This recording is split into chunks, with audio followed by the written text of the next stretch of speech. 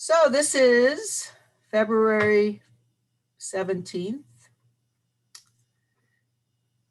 This is weird, not being able to do anything on top of not being able to do anything. I didn't even think about it that way. That's actually funny.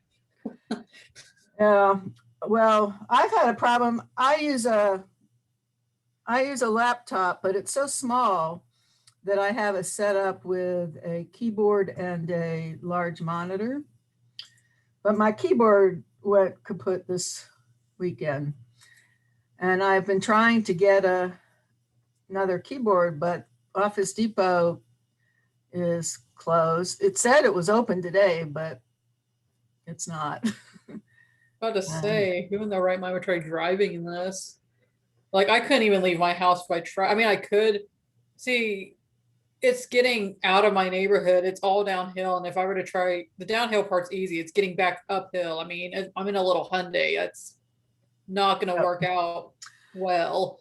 Well, My neighbors were laughing at me. I was out shoveling the snow in the driveway, and they're like, "Why are you doing it now? It's just going to snow again." It's like, yeah, but I don't want to move like, over a foot worth of snow. right. Rather just do little bits at a time. I mean, who's laughing now? And it's not going to melt for a while because it's going to be like this for quite a while. I sent a screenshot of my phone to my family, all spread around, of my weather app, and I have all the places that my family lives in, like New York, Boston, Washington, Cleveland, Dallas. So Dallas and Little Rock were at 10 degrees and snowing. And up in the Northeast, it was 30, 40 degrees. And it looked kind of funny, I thought. Well, my husband, he insists on getting out. So he got out. He actually went into work yesterday. And he's actually worried because he needs to put money in a account to do payroll. And so he's been desperately trying to find a bank where he can move the money. I'm sure there's an electronic way, but he doesn't want to do that. Anyway, okay. So, anybody have any questions in general?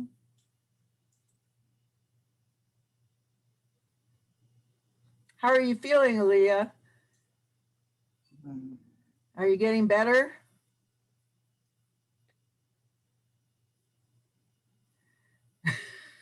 Oh. Okay. I wonder how you convey a lisp in text.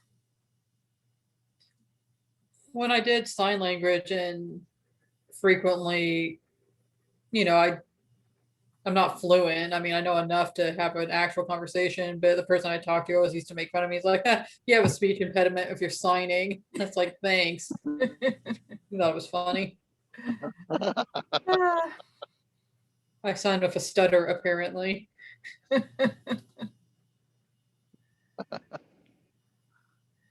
an interesting concept.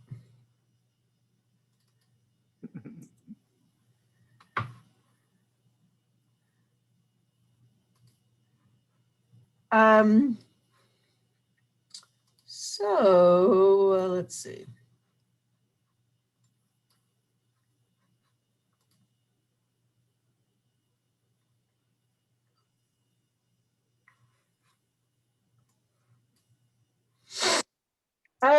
Okay. I wonder if I can move this.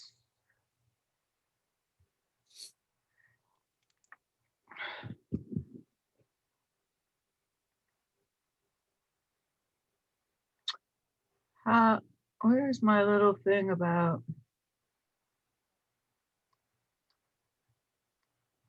There we go.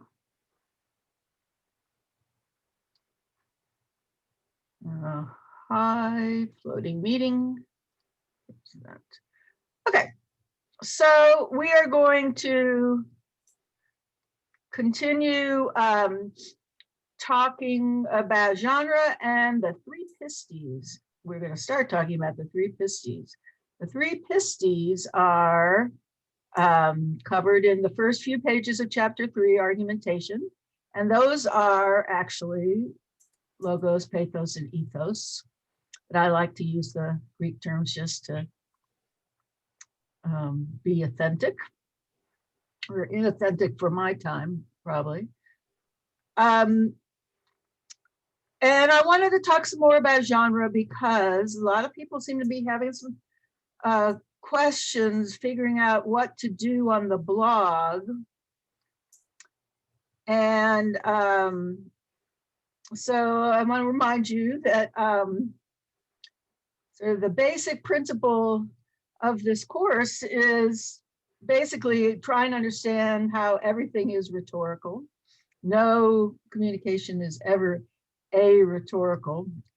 And our goal in the Department of Rhetoric and Writing is really to teach you to be ambi-rhetorical, to be able to move from situation to situation and produce rhetorical products that meet that rhetorical situation, that have a proper fit, as Aristotle would say. Or the term that he would actually use was decorum, which had gotten a much narrower connotation in American, or in our current usage. It sounds more like, you know, being following Miss Manners kind of thing. But from his perspective, it was the way in which a rhetorical product fits the situation. So I wanted to start just by kind of emphasizing where we are and what you need to be doing. And the first thing I want to talk about is the blog, because I haven't yet graded them all. And that's because many of them haven't quite done what I'm asking for. And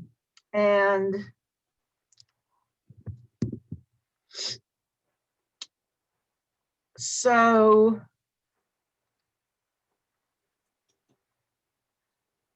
wanted to point out what the rubric says for the blog.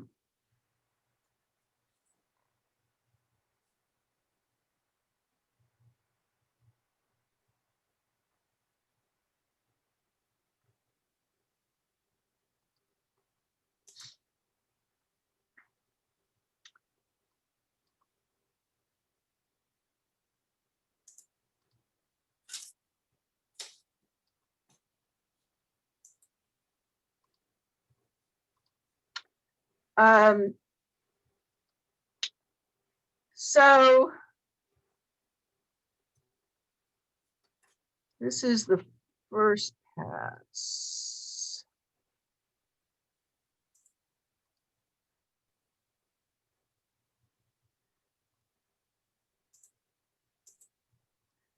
Okay. So this is the blog for the second round of doing the rubric for the second round of doing the blog. And I, you know, there's timeliness, technology, and formatting.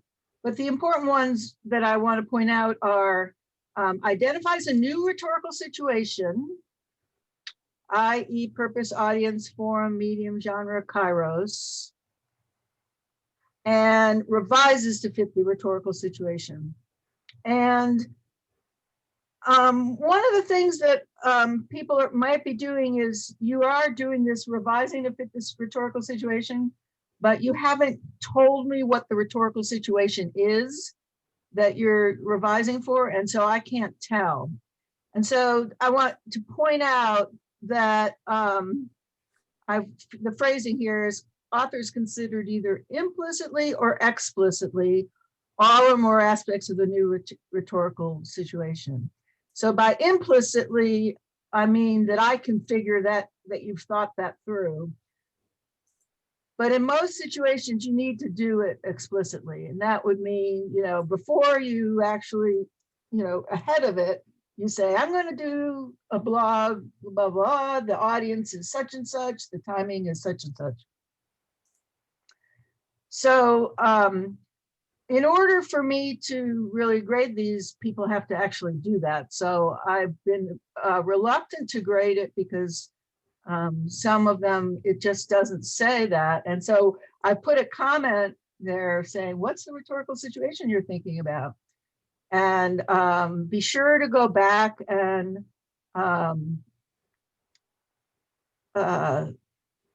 look at it.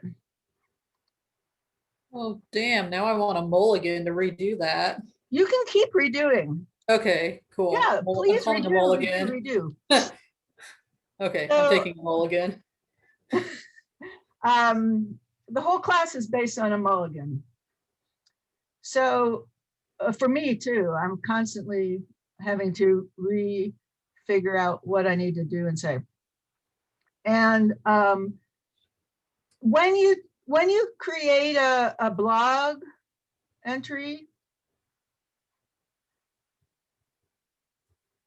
it gives you a full editing thing. So you can go in and you should be able to edit. You can also post a new one. You can also save an entry, edit as a draft. If for some reason I've done the settings wrong, let me know, because I intend for you to be able to keep working on these things. Who is it that arrived? Or maybe somebody. Oh, that was me. I'm trying to coming sign in and out. on Oh, but Talia came in. Good. Sorry.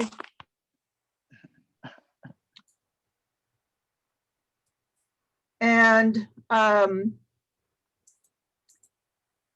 when I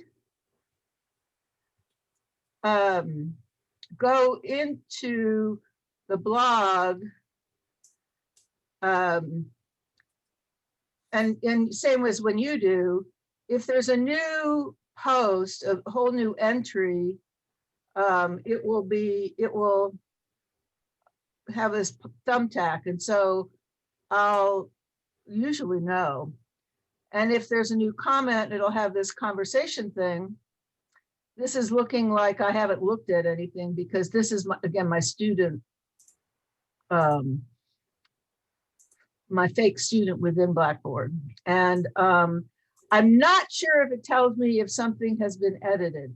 So if you actually edit on the entry, make sure it's clear what's changed, what's not, or just post a new entry. I mean, there's no reason why you can't.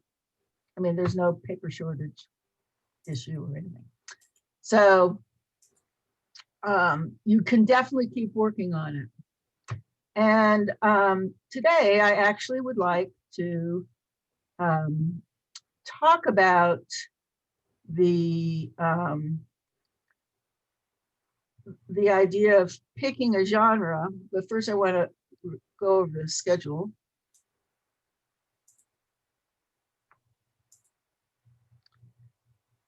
So we're into this green section.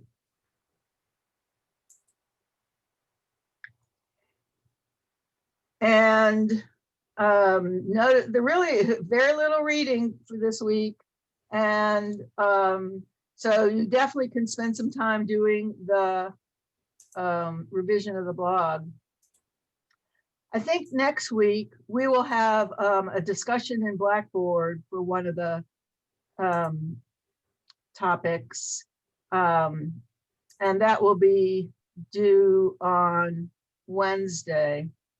That way, all the people who are online can be more participatory as well. And then the week after, I'll be asking you to apply the ideas of argumentation to the blog. So again, you just keep working on it. At the same time, I want everybody, this alternative thing to be working on is to analyze a piece of rhetoric using all the concepts. And so we'll start talking about that. So you can start paying attention to that. And then at the end of the green section on argumentation, there'll be a quiz. Speaking of the quiz, was the quiz hard? A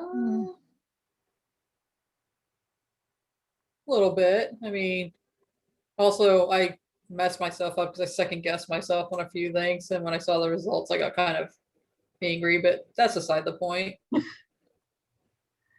I may have changed the settings in the middle in terms of whether you could see results.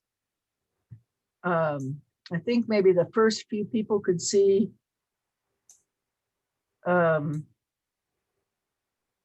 answers, the correct answers after you submitted. I don't know. I have a hard time understanding Blackboard's notification in the tests. But I will finish. I will grade the non-automatically graded ones today, probably.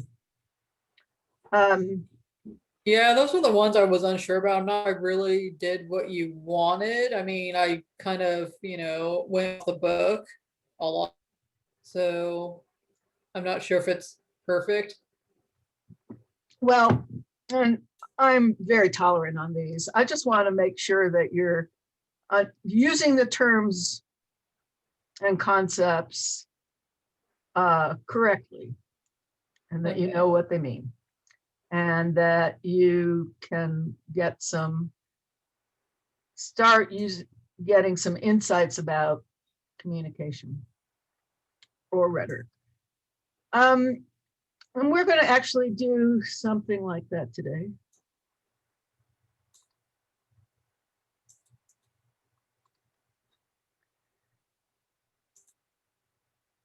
So, some people are wondering what I really mean by saying, how do you revise for a different rhetorical situation? So this is just an opening paragraph of a piece that I might do, an opinion piece. I feel very strongly about this. So the original might have been, my mother died because of COVID, or not really because of COVID, but rather because of the failure of the government to have a coordinated plan response to testing, contact tracing, and public information. Amidst the sadness is a lot of anger, blah, blah, blah, blah, blah. So that would be just kind of a personal kind of thing. I guess I don't ever write really personal. It's still kind of a publicly written kind of thing.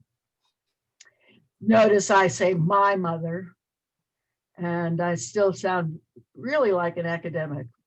So I'd have to really work hard to change this into a more creative nonfiction type thing. But the focus, I wanted you to see this as a focus of just, me, my opinion. Now, let's say I wanted to revise it for something else, and I decided I would revise it for an op-ed. We talked a little bit about an op-ed, and an op-ed is a genre that was developed 50 years ago. That's basically an editorial in which a publication has invited somebody outside the organization to give an opinion about something. So first thing you see is I have a title, because op-eds always have titles. And just as a little aside, I changed my font into Times New Roman because That's something that you see more often in newspapers. So let's learn from the testing debacle and not have a vaccine debacle. So I have picked a genre,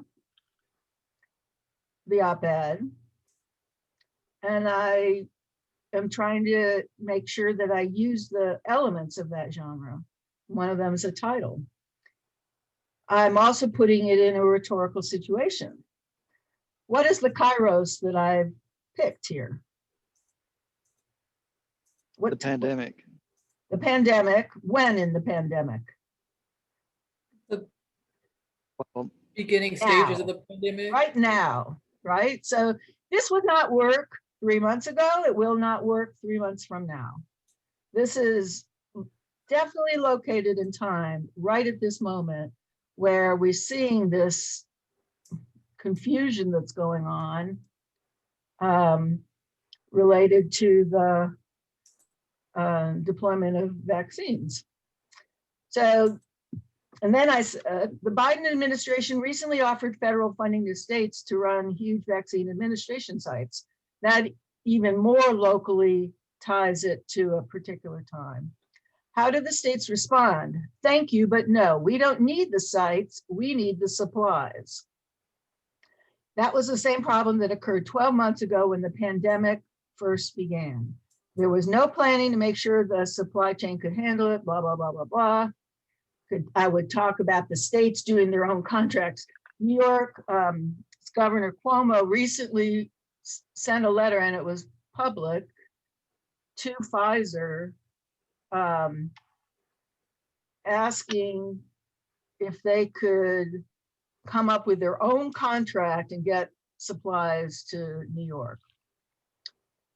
And that's kind of what happened with the testing 8 to 10 months ago.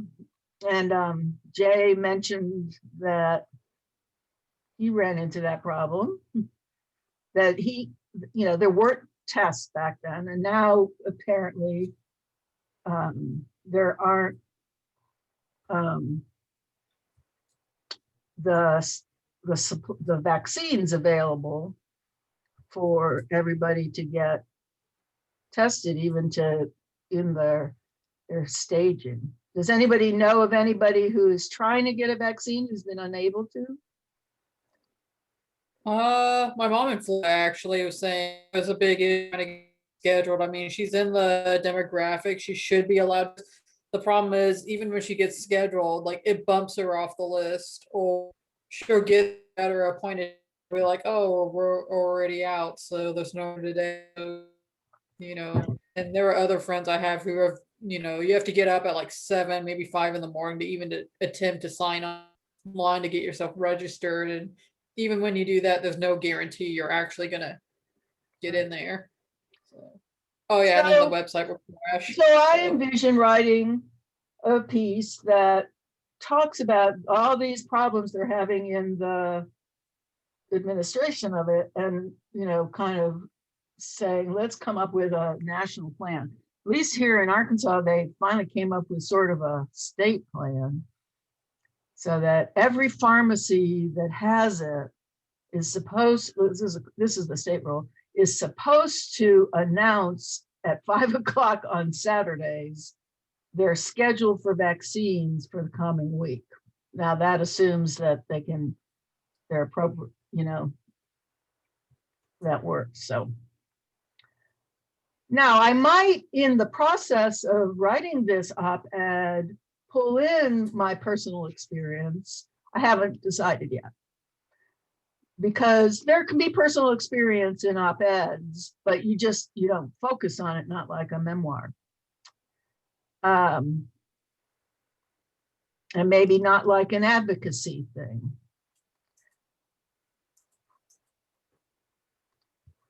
So now if I put this in the blog,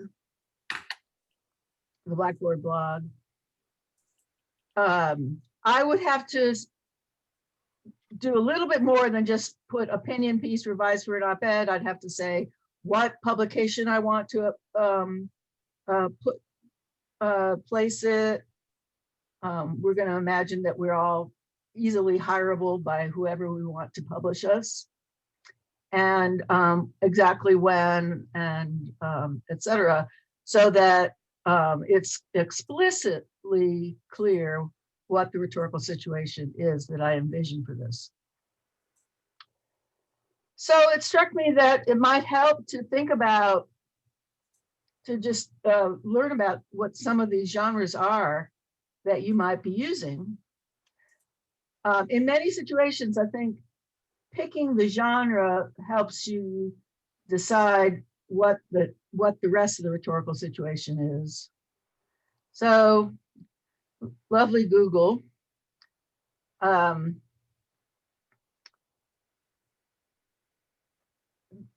This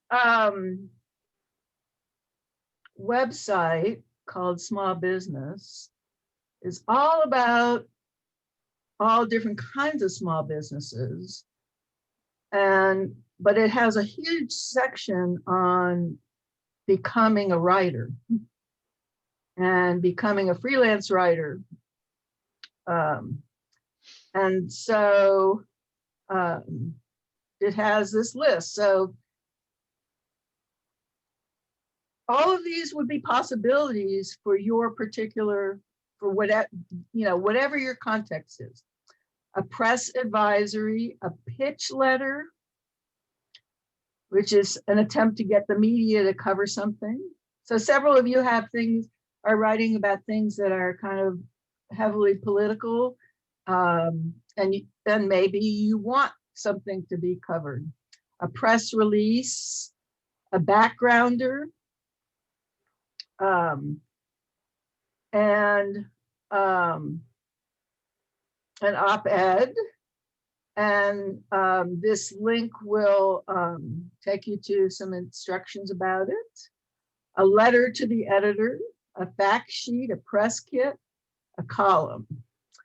So as you can see, there's a huge number. Here's another list they had. This is 25 examples of writing that pay well. This is a little bit more on the business side. A marketing piece, and of course, marketing can be for both profit and nonprofit, web content, blogs, sales and annual reports, curriculum education writing, script writing, quiz questions, ebooks, tech comm writing, grant writing, nonprofit materials, speech writing. You can imagine you're writing a speech for somebody.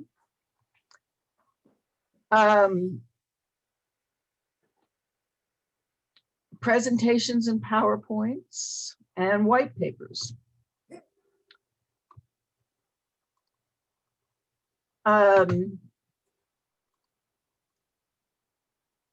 Google told me. So I found this very helpful website at the Harvard Kennedy School of Public Affairs. That's their college that focuses on politics and government. And they have a whole section on writing resources. And they have information about policy memo writing, op-eds. So here are a whole bunch of things about op-eds. And also white papers, although mostly they have it about policy advisory exercises, which apparently is a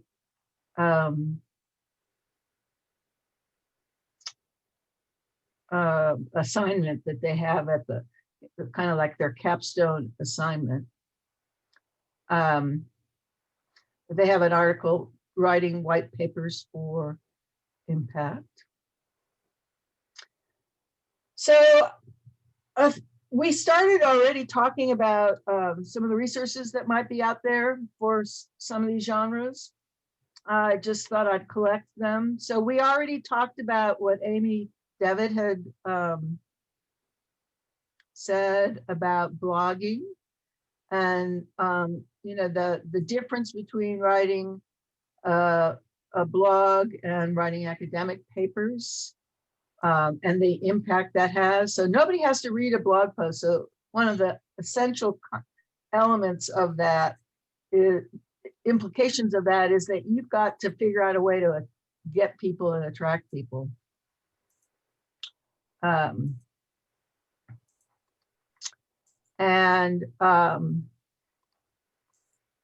She had done this link of this Michael Pollock's suggestions about opening lines in blogs.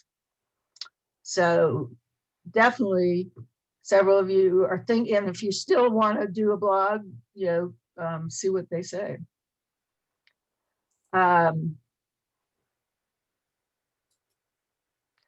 Op-eds, this was from that Harvard Kennedy School, how to write an op-ed, and it ends actually with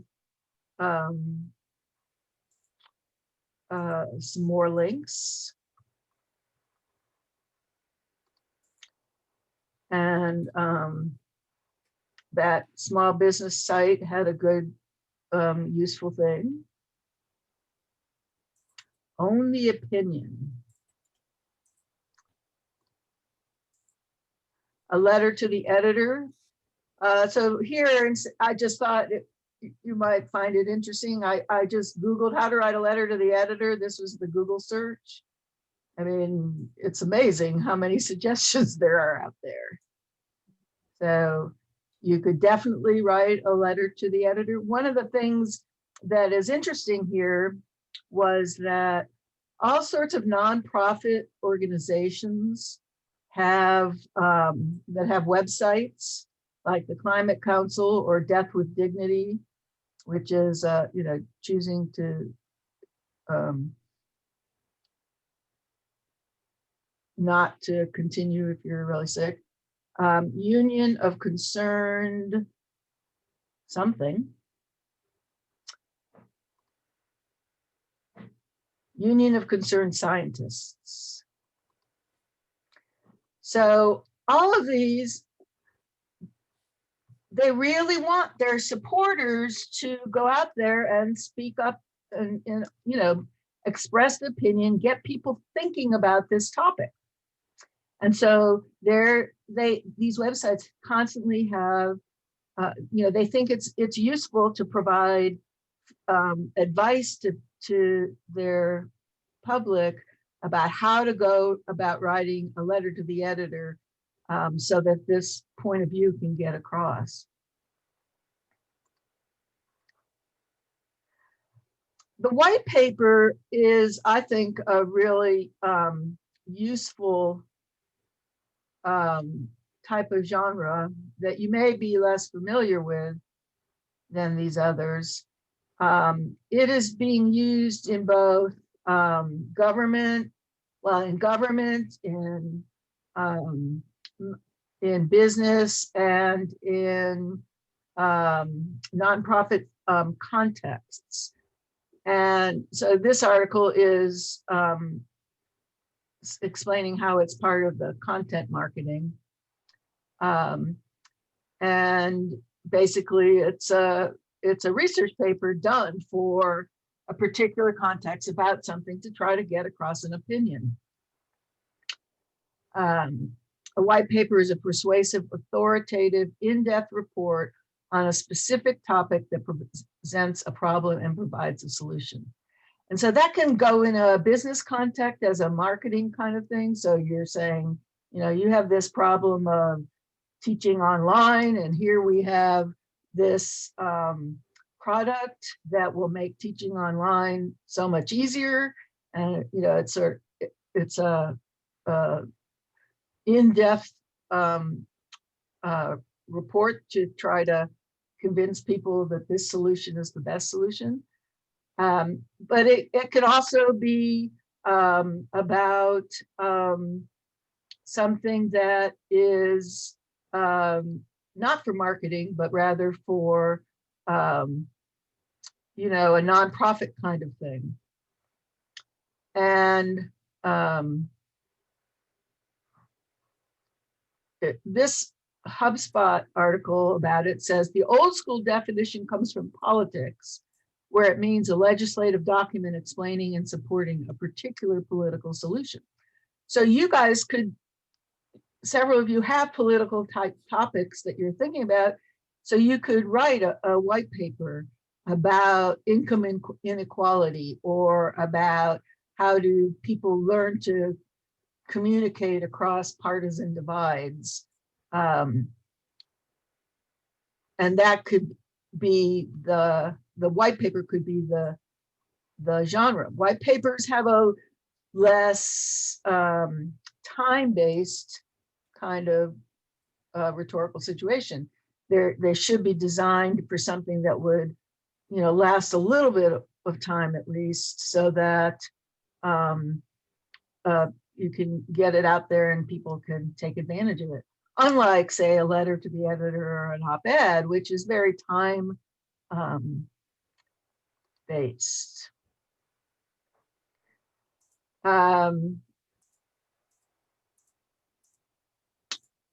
Reviews of something. And I just happened to look at a couple music ones. Whoops, wrong page.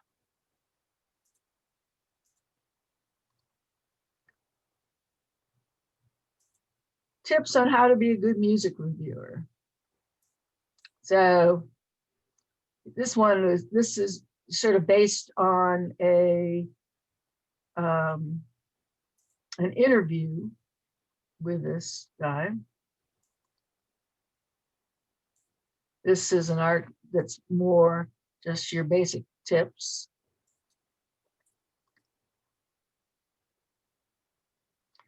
And then finally, my last example is an infographic. How do you do a good infographic? So as usual, I'm going to share, of course, this slideshow for everybody. So you can definitely follow these links down and see what more you can find. In fact, you may need to do a little research into the type of genre that you want to do to make sure you're doing what, following kind of the unstated rules of that genre. Do you have any questions?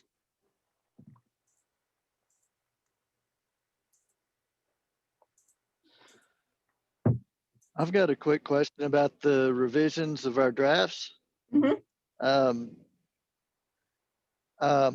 I've been revising the same Google document and just changing the title, reflecting the new version and the new title, but keeping it's really the same document. It's just been revised and revised and revised. That's fine. Is that how you? Yeah, that's fine. Totally Okay. fine. Just make sure you've given me something that explains what you're trying to do, what your rhetorical situation is. Okay, yeah, I added that today. Okay. And actually what you're doing, working on the same Google Doc, is what I prefer, because I think it would be good for me and for you to be able to look back over the version changes. Does everybody know? That was my understanding. Yeah. Does everybody get that? Everybody know? And you can just keep changing the title. So you want us to say on the same Google Doc that we're doing, so we'll be able to go back and look at what we're, as opposed to making done. a new draft of something. That is my preference. And like when you click on the last edited link, it opens up all the changes. Does everybody know that? Okay. So here's our schedule. And So I opened up the file command, and down here is version history. You can actually name versions. So like periodically you can say, okay, this is draft 2, draft 3, but you don't have to do that. That's getting more complicated. But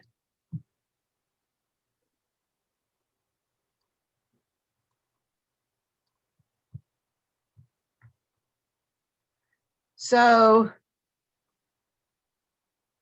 I started this on January 14th. And if I click on that,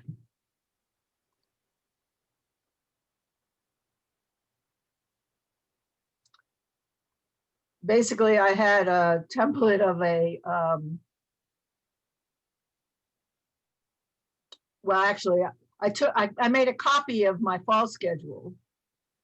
And so that's where that is. And then I just ended up,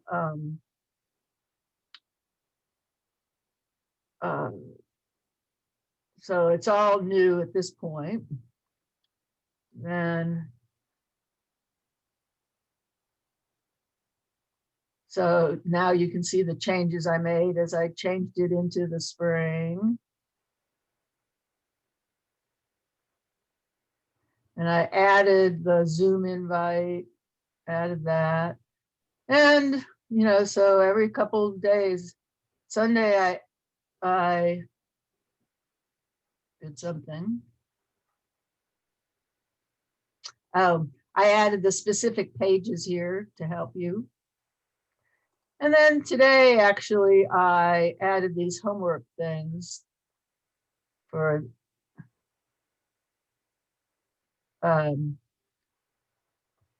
put everything in the right spot. Added this discussion thing. So I want to, any other questions? I wanted to talk a little bit about the three pistis, which is the three types of proofs, logos, ethos, and pathos. And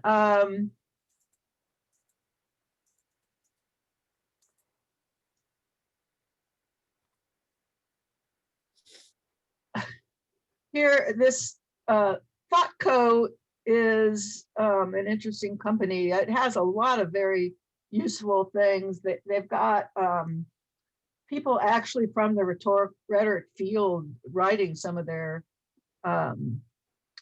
pieces. So, you know, there's an awful lot of stuff out on the web, and it goes from fantastic to terrible.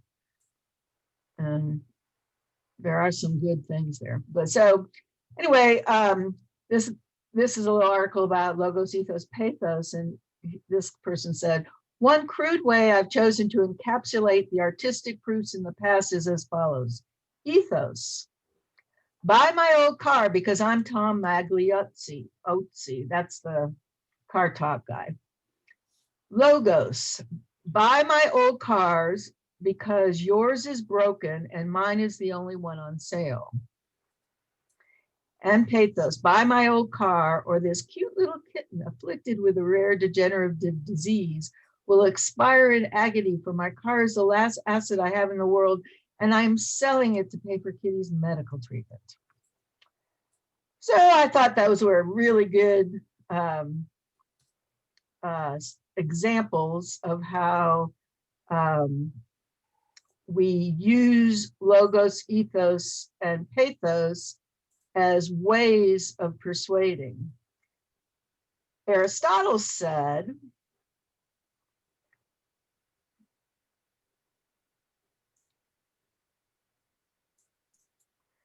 of the modes of persuasion furnished by the spoken word, there are three kinds. The first kind depends on the personal character of the speaker, ethos. The second on putting the audience into a certain frame of mind, pathos. The third on the proof or apparent proof provided by the words of the speech itself, logos. Persuasion is provided by the speaker's personal character when the speech is so spoken as to make us think him credible. Ethos. This kind of persuasion, like the others, should be achieved by what the speaker says, not by what people think of his character before he begins to speak.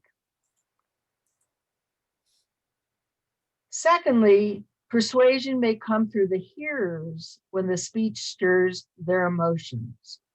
Our judgments when we are pleased and friendly are not the same as when we are pained and hostile.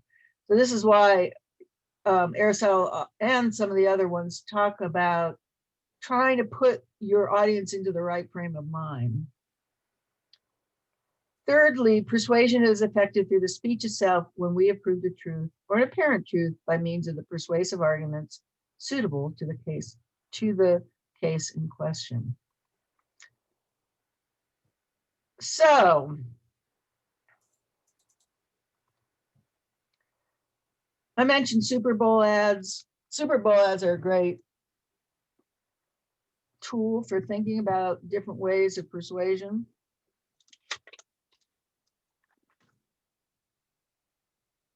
So, let's see, what did I decide? And you don't have to watch all of them. You don't have to watch a Super Bowl to see them anymore. Now they post them all over the place. And so I wanted to look at a couple of these ads.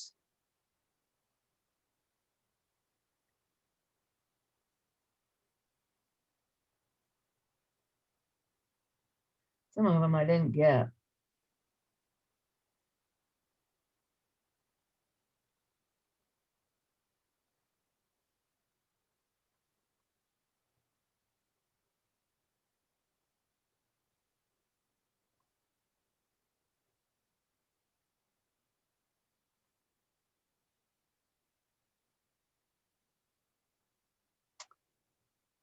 All right.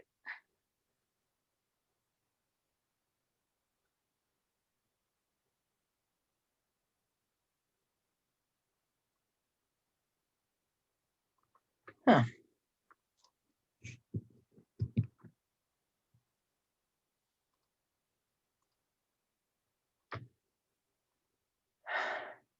All right. So you all know what Indeed is.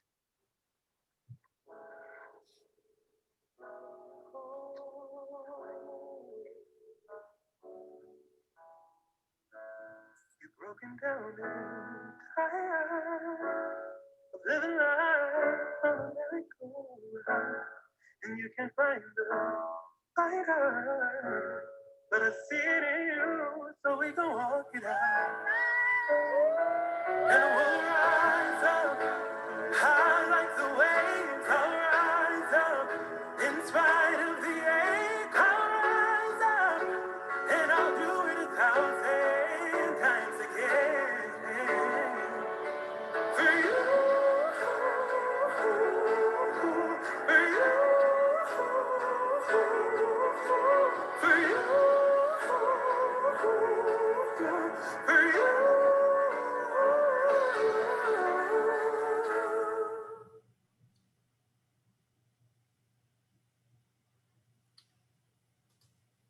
Okay, so let's talk about logos, ethos, and pathos in that ad.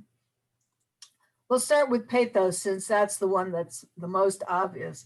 How does that ad convince you? Well, first of all, what is the purpose of the ad in a nutshell?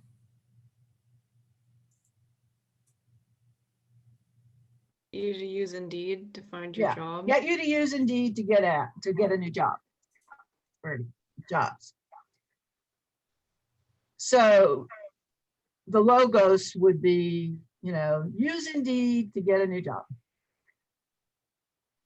So how does it do that by paying attention to the audience's emotions?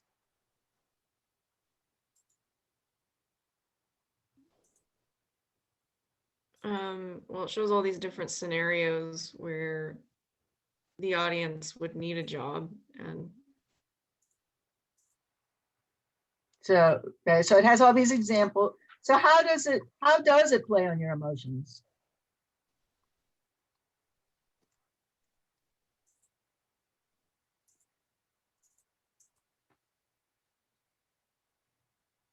The music is one. So how does Yeah, the music do for that? real. How does it do that? I guess like the melody, and also like the expressions on people's faces. So the melody, what does the melody do? Well, what's the song? Rise Up. Okay, it's an act. I think it's a pop song of some kind. But the words that you can hear are Rise Up. How does that affect your emotion?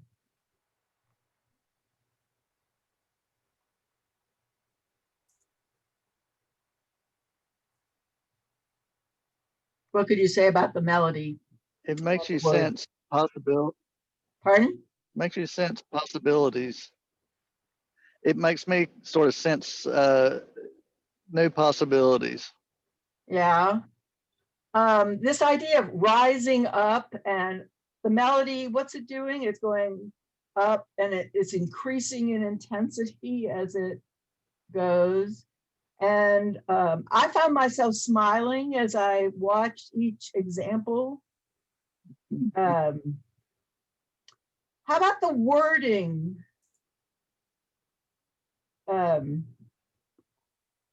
It does things like, it says, indeed, how's people on the hell bent and the perseverant and the new job and the first time job. So the way it describes it is these very emotionally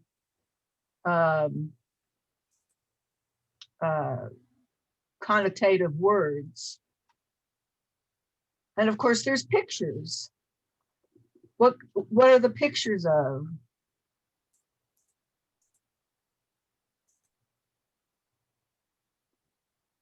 They've chosen certain pictures. Why? Certain kinds of people.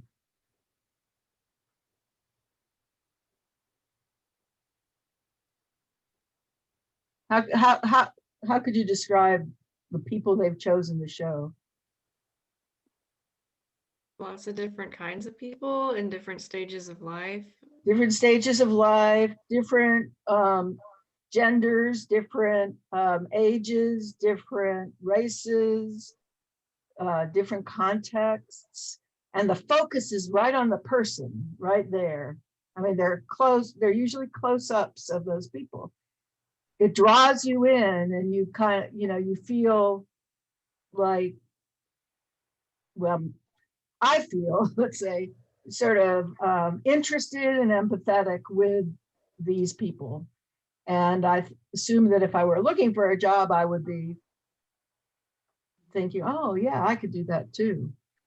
So all these components add together to play on your emotions and to get you to feel good about Indeed and think that it's working. How does ethos play into it? What is the character of the persuader, the Rhetor, is the company itself. So what is the image of the company that it gives?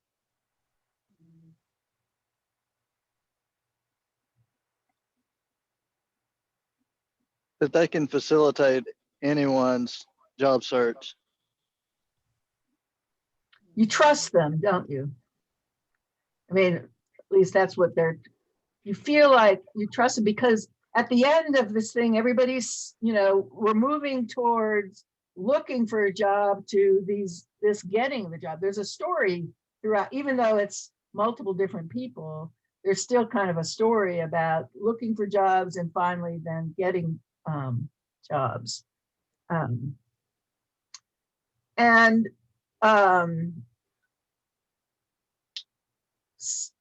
how about the actual argument itself? What are they saying?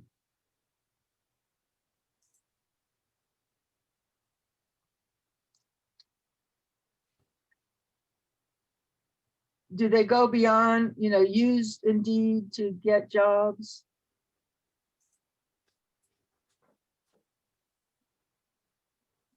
I'm not sure that it'll be hard to kind of talk much more about.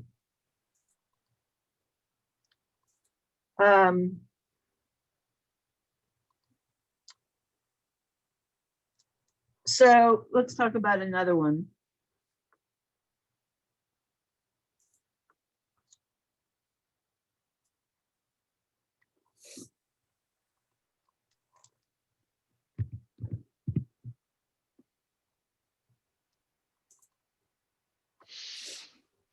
Oh, I don't want Vince Lombardi.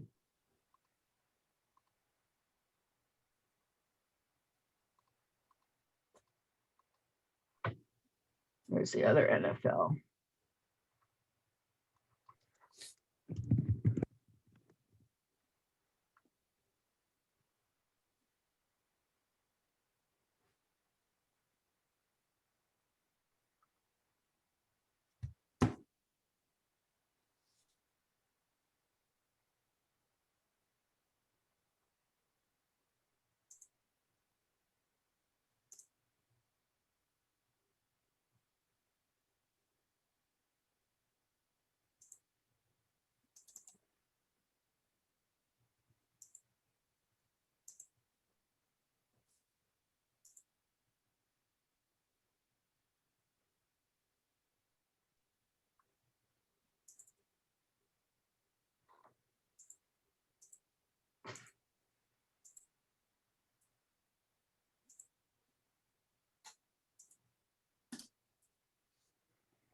There were a lot of commercials. Of course, some of them were only 30 seconds. Can't find the NFL one that I wanted to look at.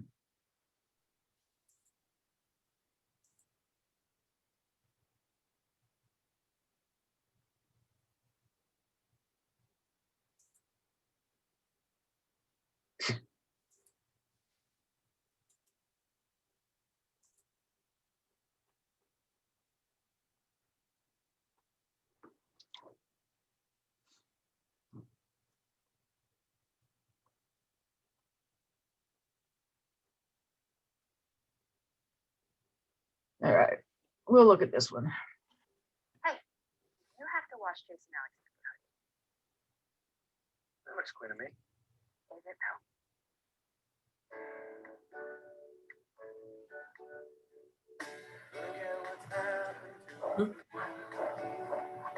I can't believe it myself.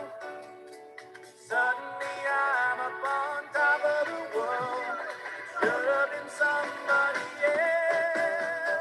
Be sure to get the bugs off the window. Believe it or not, I'm walking on air. I never thought I could feel so free. Flying away on a wing and a prayer. You owe Jason Alexander Hoodie an apology. Believe it or not, I'm walking on air. Hey, that's my face. You can't just wear my face. My mom told me to say I'm sorry. Give me back my face. All right. So ethos. How does this one use ethos?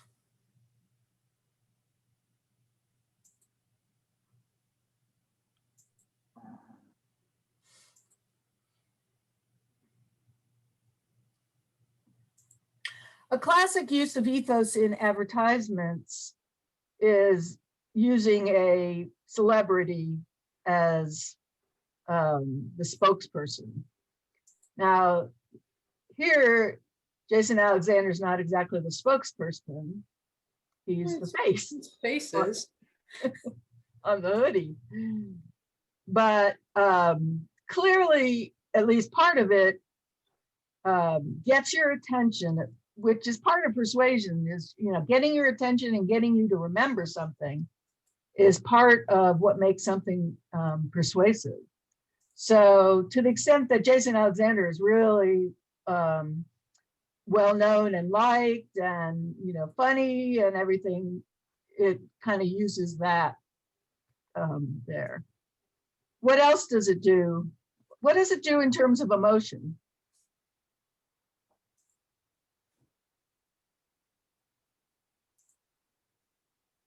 Makes you laugh. Makes you laugh. So what makes it funny? His facial expressions for each thing that happens. Yeah, Also, I mean, it also is cringy too, just the amount of stuff that like gets on that sweatshirt. It's like, ugh, it's gross. so how does that affect logos? What's the message of a Tide commercial? Go clean your clothes. Go clean your clothes, use Tide.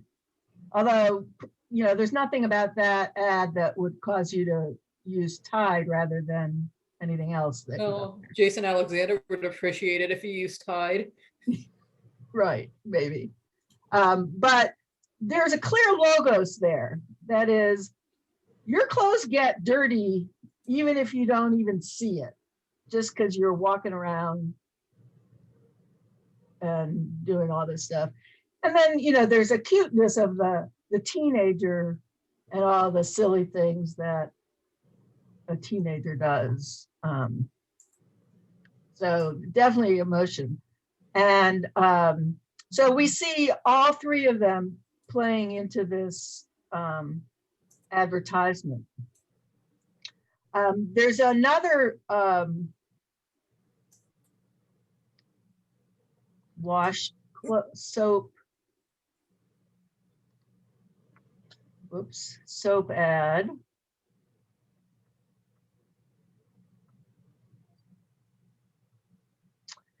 Let's see.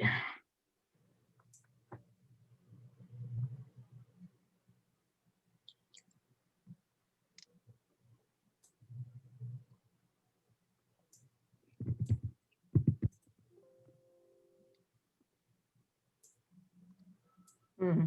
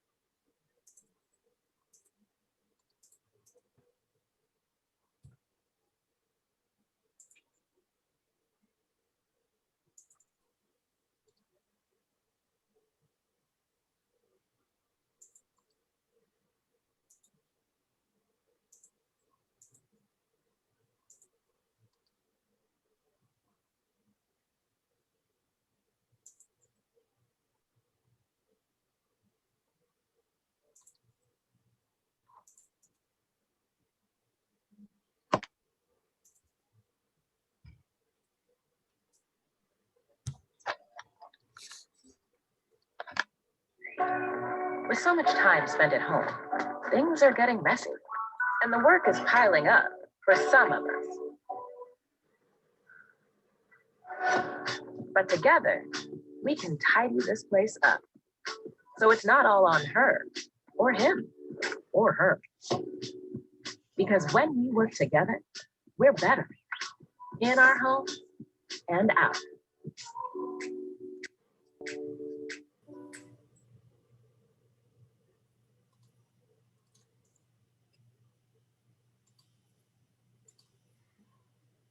So there are a lot of ads these days where the advertiser is trying to make sort of a message, and we could talk about ethos with that. So what's the message that Procter and Gamble is doing with the Close the Chore ads?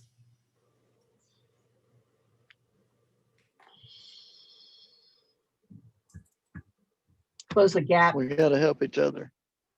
We have to help each other. And there's a statistic in there, 68% of all household chores fall on one person. What one person is that usually?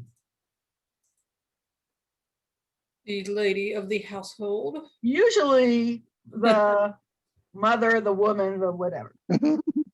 Now it does in the ad say it falls on one person, and then it says her or him or her, the dog.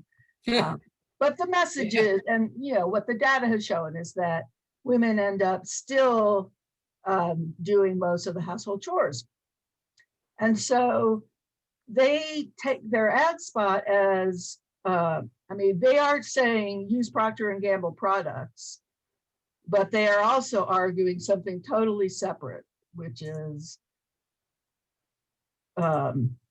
let's have more social gender equality in the house, or let's share the work. And you could talk about that as a logos, you know, this is the argument. And you can also talk about that as in terms of ethos. You know, what is the image that Procter & Gamble is trying to convey? So that, you know, it's, I mean, and they've been accused a lot of times of sort of emphasizing always the women as the people who have to use all their products, which are all cleaning products.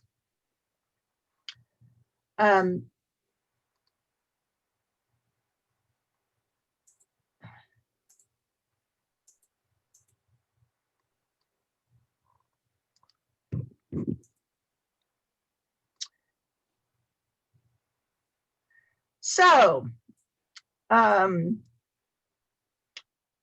we've run out of time,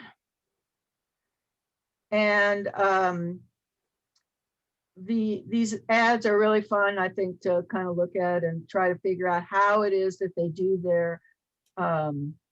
their persuading. And so we will take a look at them some more next week as we start talking about the enthymeme.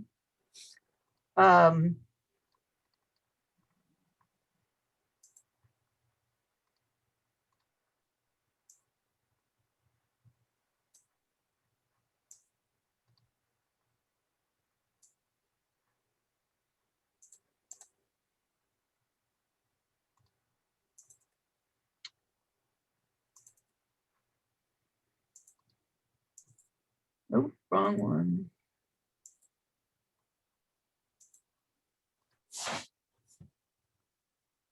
Oh wow. There's a truck behind, like, out my window that's trying to go uphill. It's not going well. Well.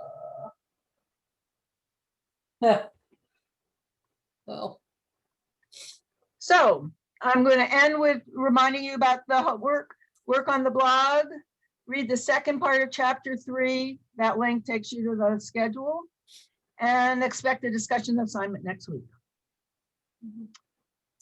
Questions? Oh, it is snowing hard. Yeah.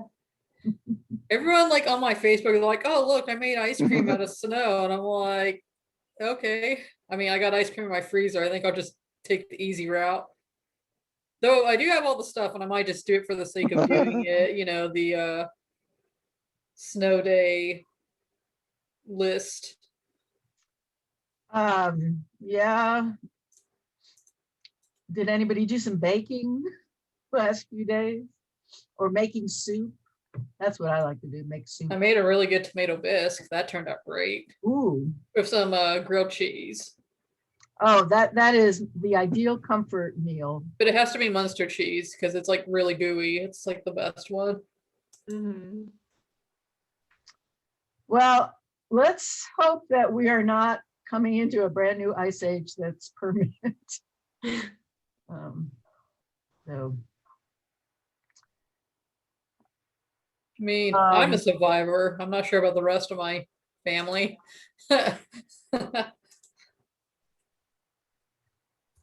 Really.